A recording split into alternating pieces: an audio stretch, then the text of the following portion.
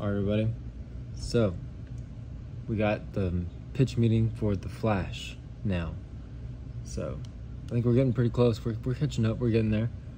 So, The Flash, as you know, for me, I enjoyed it. It was a fun movie.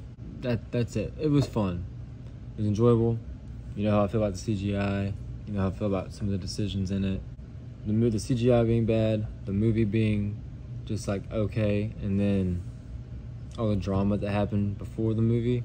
I feel like this is gonna be a pretty good video. Let's get it. 1, 2, 3. So, you have a Flash movie for me? Yes, sir, I do. And I'm thinking maybe we tap into some multiverse territory on this one. That's supposed to be a big trend coming up, so if all goes well with this, we'll be one of the first movies. You know it, sir. This idea is still fresh because it's roughly 2014 as we're having this conversation. I was wondering if they were going to do that. The current year, so we'll be putting this out before the market gets oversaturated, assuming there are no production delays or anything horrible happens. Hey, don't jinx it. I didn't jinx it. I was just saying, well, hopefully nothing goes...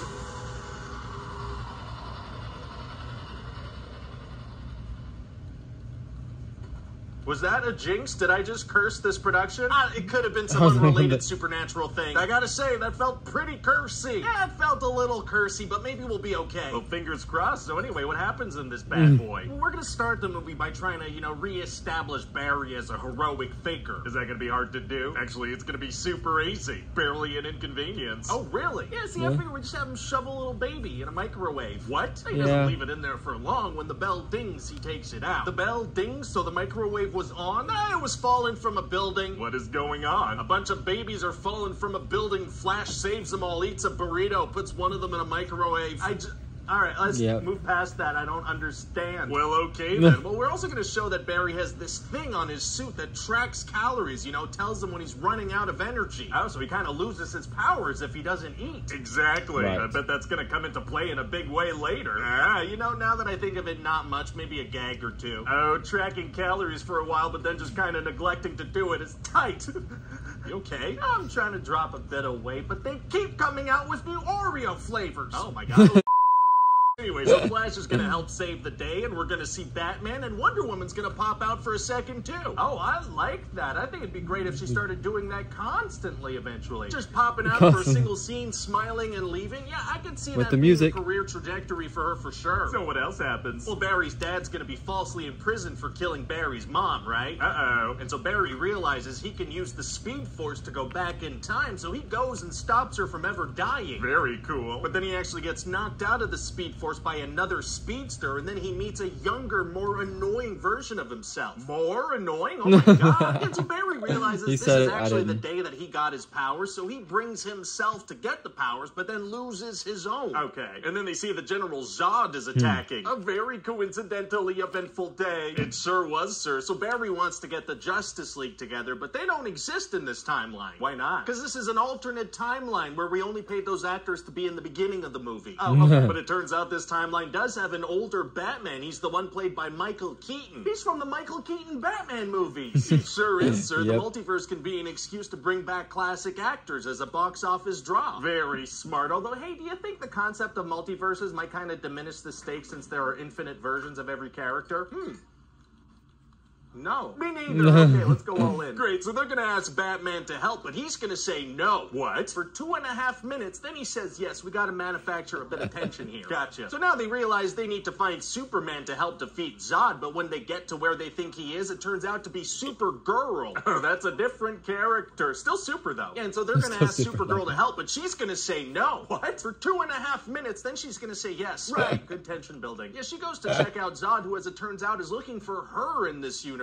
Not Superman. Oh, okay. And so she's like, oh, and she flies back to the good guys and helps our Barry get his powers back. Zod doesn't follow her. You said she's the one he's looking for. No, he doesn't, because it's not time for the final fight yet. That makes sense. So then it is time for the final fight, so they head over there, but Batman and Supergirl keep dying. Oh, dang it. So the Flash can keep going back in time to try to save them, but no matter what they do, Batman and Supergirl die. Wow. So younger Flash kind of goes nuts and keeps trying, and the multiverse starts to collapse onto itself. Oh. And maybe this is too expensive and complicated, but I thought this could be a chance to showcase some alternate superheroes, like George Reeve, Christopher Reeve, Nicolas Cage, Adam West, Helen Slater. Of course that's doable. That's gonna be awesome. Oh, amazing. Yeah. Well, We'll just say the CGI looks bad on purpose. So then what happens? Well, then we find out that the speedster that had knocked Barry out of the Speed Force earlier in the movie was actually a future version of past Barry who's still trying to save Supergirl and Batman. Oh. Yeah, but now present Barry has realized he needs to go let his mom die. He can't change things. Very sad, yep. So then future past Barry's trying to kill the Barry, so past Barry sacrifices himself to save main Barry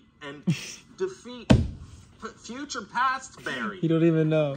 Right. And so, yeah, main Barry goes back and lets his mom die. Wow, well, very powerful lesson he learned. Yeah. Well, he interferes a little to get his dad off the hook, so now Batman is George Clooney. Oh, so he did not learn. Yeah, a little bit, maybe not that much. Well, okay then. So what do you think? Good. I mean, this should be a massive hit. You know, unless one of the main cast goes on a violent crime spree or something crazy like that. Why would you say that? It's just a hypothetical. There's no harm in saying hypotheticals. Are you trying to get this movie cursed? Oh, crap, curses. Oh, maybe the universe didn't hear me say that. Maybe let's just stop talking now. Dong.